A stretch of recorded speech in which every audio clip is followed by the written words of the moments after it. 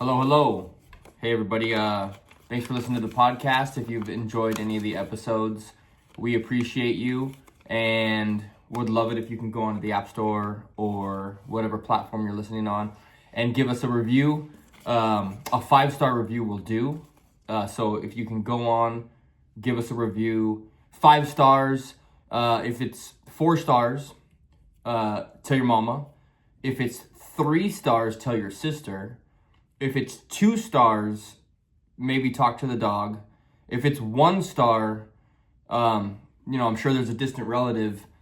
However, if it's 5 stars, can you please go on the App Store and rate us? It would be very helpful to the cause. 5 stars. Anyway, thank you. So, wanted to talk today about cost plus and fixed price contracts. These are pretty much the 2 type of contracts that you enter into in the construction industry, and I want to talk a little bit about the benefits and downsides to each. Some experience that I've had, just some experience and feedback that I've gotten from others, and just generally some information surrounding these 2 types of construction contracts. So, little history on, construction contracts are typically one of 2 things. It's going to be one, a scope of work that is defined by you and the owner and or a set of plans, and that scope of work can be priced by a remodeler, contractor, subcontractor, etc. as a fixed price, meaning I'm going to remodel your kitchen, which means I'm going to tear out your existing kitchen. I'm going to provide new cabinetry, I'm going to install flooring, and then I'm going to install countertops, and then I'm going to install a backsplash, and I'm going to do all the electrical and the plumbing, and if there's any HVAC that needs to be moved. And when it's all said and done, I'll put in the appliances, and that's your kitchen, sheetrock, paint, yada, yada, yada, we all get it. And that's your kitchen remodel, and it's going to cost you $76,500, fixed price. That's what I'm going to do it for. That is a fixed price contract. I'm not going to go into the details of that. We'll get into that in a few minutes. But jump back to a past episode. I would highly recommend listening to the episode where I discussed detailed proposals and how that can stop you from losing money. That kind of ties into the whole fixed price. Second type of contract is the cost plus contract. And the cost plus contract is very simple. I am going to do your project, and whatever it costs me down to the last penny that I spend at Home Depot or in admin costs or on XYZ, I'm going to pass that through transparently to you and charge you X percent. That percent can be 10, 15, 20, 30, 35, whatever that percent is, depending on the size of the job and the scope of the job. Again, won't go into details right now, but in that scenario, a detailed scope also helps so you don't get cost creep, but we can talk about the cost benefits of that. First, let's talk about cost plus or fixed price contracts. And fixed price contracts are great. I used to do primarily fixed price contracts early on in my career because they can be definite profit centers for you to make a lot of money and bring a lot of money into the company. And the reason is, and oftentimes it's on small, I'm going to say air quotes, smaller scale projects, but just not super high dollar projects. The projects where you might not have as much competition from the larger builders. And that lack of competition allows you a lot of times to have a little more fluff factor and a little more profit built into the project, where a fixed price becomes attractive. If you're doing a cost plus contract on a $50,000 project, that, cost plus 20, you might be only making 10 grand. And as a lot of us know, or, you'll soon find out if you've been in the industry long enough, that a lot of times these $50,000 jobs that you think are going to be in and out turn out to be a nightmare, and you're going to work real hard for that $10,000. So the fixed price contract comes in real handy, because oftentimes where that cost plus the cost of the project would be $50,000, you could probably mark that up and charge 70, 80, and instead of making cost plus 20, which is 10 grand, you can make 20, 30K. So that's the benefit early on. And again, to score those projects, going back to the detailed scope of work, the more detailed your scope of work is when you're bidding a fixed price contract, the more, number one, chance you have of getting the project, because people are going to think you're thorough, or they're going to know you're thorough because you're being thorough.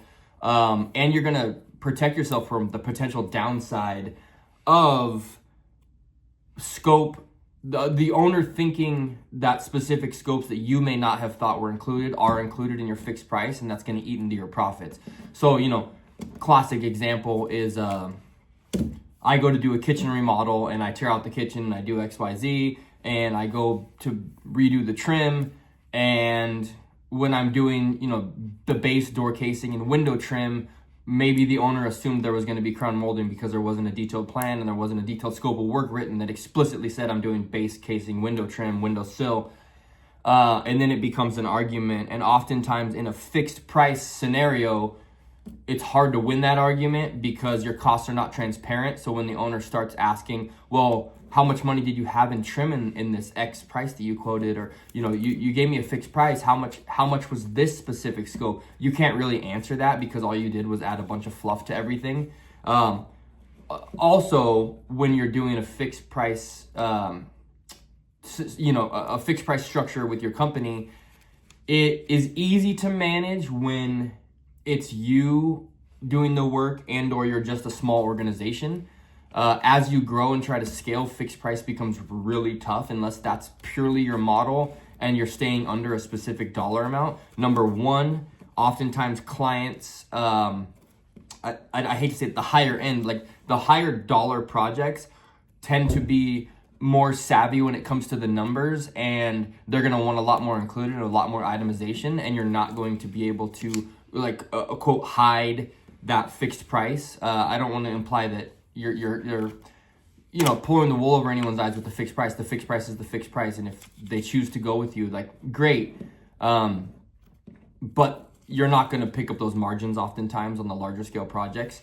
So again, fixed price is great early on, but if you decide you want to scale your company, you want to get into higher dollar projects, and you start to form an organization, fixed price becomes tough. It also becomes tough because oftentimes fixed price is for younger companies, nimble companies doing fixed price projects where you can definitely profit large in the short term. A lot of that is kept in your head, and it's like all these deals you're making with your different subs and how much you're marking them up, and the owner doesn't really have visibility into that. And as you grow your organization and you have sales rep, you have project managers, you might have an inside team, you might have someone in materials acquisitions. It's hard to educate everyone on what's going on in your head when it comes to the fixed price scenario. So when a project owner or rep starts asking questions to one of your PMs in the field, when you don't have a cost plus format and you're strictly fixed price, it's hard for them to answer those questions in real time. And in turn, what that does is make project owners come back to you slightly frustrated because they're not getting the answers they need and the proper itemization for things that they might want to see. And again, it's because you're kind of playing this juggling game of fixed price all over the place, where you know who you're marking up and how much you're marking them up and what's costing what. And yeah, it just creates a scenario that as you grow could be really tough to maintain, again, especially with a larger organization.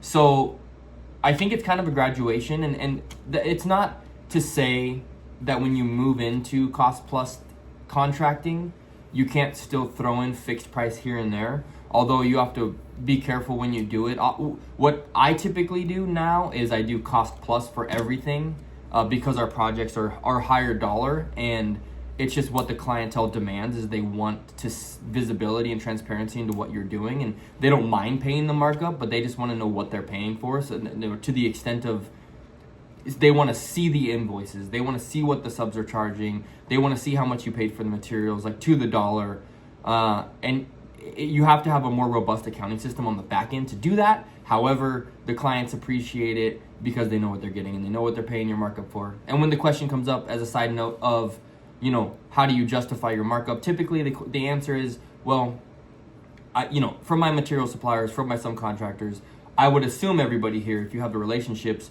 you're getting a cost better than if a homeowner was to approach your HVAC company or your electrical contractor or your lumber company directly, and you're passing that pricing on to the project owner. Therefore, your 20, 25, 30, 15, whatever the percentage is, makes a lot of sense because you're already getting them a discounted price and you're just marking it up.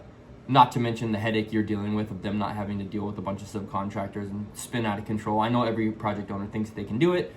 They can't. Educate them. That's a side note. Going back to the cost plus. So my typical strategy, cost plus transparency, makes it easy to scale. When I'm bidding a project, I could get the set of plans, pass it off to my project manager or my estimator, and I say, take this, break out the detailed scope of work, send it out to bid to the subs, and when we get the subs bid back, all we have to do is compile everything, and we could present that. It's a little more detailed than that, but y'all get it. We could present that to the client with our markup, and there's no sleight of hand. There's no,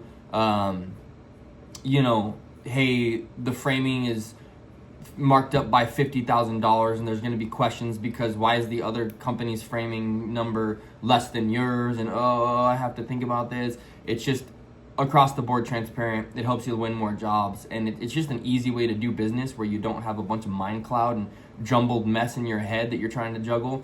But it's nice every now and then when someone approaches you with a smaller job, if you're trying to maybe fill some time for your carpentry staff, or you have a little extra bandwidth on the project management side and someone wants something done, to throw in a fixed price here and there. And the reason is those fixed price can be total cherries on top. When you're doing cost plus and it's strictly a metric of cost plus 15, 20, 25, etc. You basically are running your company based on a set of numbers that are revolving around that percentage, and you're doing your annual projections and your years to come projections based on that profit margin. So you're kind of estimating what your gross sales need to be and how much you want to grow, etc., how much you're going to grow your organization. And if you can get these fixed price icings on the cake on top of this every now and then, someone calls you and says, hey, I have a foundation repair that I need done because I have a horizontal crack and it was recommended to me by the structural engineer that I do XYZ. Can you come in? Can you jack up the floor joist? And can you do this rebar patch with epoxy? Yada, yada, yada. I don't know why I'm getting so detailed about what we're doing. But for instance, I could probably send a couple carpenters and maybe get my foundation guy to help out, jump over there. It's going to cost me $8 to $10,000 and it's foundation work, and they know I'm a trusted source that can do it. So I'm going to charge them 2x, 3x what it costs me to do. And there's a quick $25K pop in the bank. Done. Did a quick cost plus did a quick fixed price on top of my cost plus, and that's the icing on the cake. So, maybe one of those comes up a month. You could see how that could be an extra $250,000 in profit for doing some fixed price work on top of your cost plus format. Again, that's just an aside. That doesn't always happen, but these things do come up and you can capitalize on them. So that's a scenario where you can kind of mesh the two.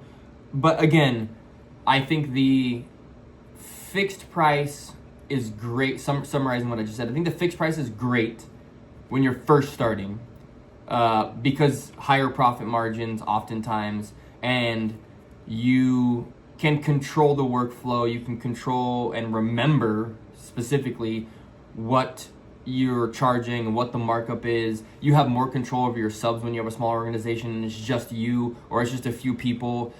Because a big problem also with the cost or the fixed price, I'm sorry, I'm getting the fixed price and cost plus confused, but we'll get it. The fixed price is, subs like to talk, and it's easy for prices to slip at times. And especially if you get a sub that gets disgruntled about something, which, hey, surprise, subs get disgruntled about dumb shit. They might pop off. They might mention, it's not unheard of for your framer to be pissed off because he ran into something that he didn't think was he was gonna have to do, and it just so happens that the owner's at the job site that day. Next thing you know, the owner's going, oh, fuck this. I'm only charging $12,000 to do this, and Ken wants me to do X, Y, Z. Oh, the owner heard that. Oh, hey, ring, ring, ring, ring. Hey, Ken. Yeah, I heard your framer just kind of off the cuff. I wasn't really, diving in and trying to pry information out of him, but I just kind of heard him say, he's only charging you 12 grand. Why are you charging me 30, Ken? So that's like the dangers of the fixed price. And although if they sign off on it, you're doing nothing wrong, but it doesn't buy you a lot of favor when your project owners find out on a fixed price contract what you're actually making. They don't like it. They don't like it if you're making too much money, even if you're providing a good service. That's, again, why the cost plus is really nice, because they know what you're making. And they might not even like that much, but they understand it. But yeah, when you're marking up a sub-trade, and the reason they get pissed is because they think, well, I could have gone and got that framer for $12,000, and I could have managed that framer, and I didn't have to go through Ken because, it's just that's typical scenario of project owners often thinking that they can do what you can do as seamlessly as you can do it. And I mean, seamlessly is probably generous, but oh, you get it. So yeah, fixed price, cost plus.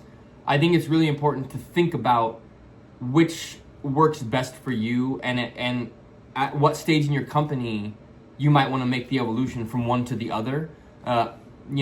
You could definitely spend your whole career with one or the other. I would just caution early on, it's hard, unless you're somehow in a vein where you can just score larger scale projects from a gross dollars and cents perspective, to do the cost plus, unless you're willing to get your foot in the door at a really low margin cost plus just to do projects, which is probably a whole nother episode in itself, where we could talk about ways to scale yourself up, these tiers that I've talked about in the past, where you're the tile person who wants to be a remodeler, who wants to do additions, who wants to then build homes, who wants to then build custom large homes, who wants to build estates, blah blah blah blah blah. Like, there are little tricks to scale up, although it's a little short-term pain. And short-term pain meaning less profitability, but you could jump these so-called like classes within the industry quicker if you're willing to take a little bit of a financial hit. We'll discuss that at a later date. But this time, what I want to talk about, cost plus, fixed price. I hope that was helpful. Thank you.